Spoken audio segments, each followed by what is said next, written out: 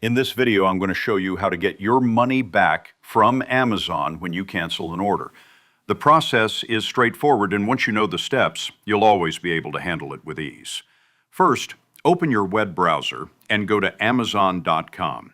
Make sure you're signed into your account by clicking on the Sign In button in the top right corner.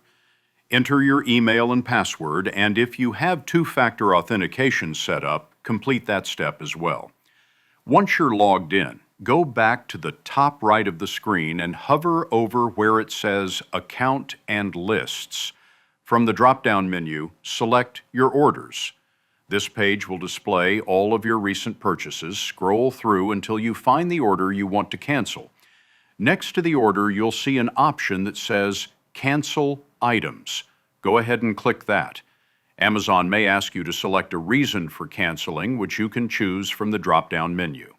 After that, confirm by clicking Cancel Selected Items. Once this step is complete, your order will be canceled and you'll receive a confirmation email shortly after. Now, about the refund.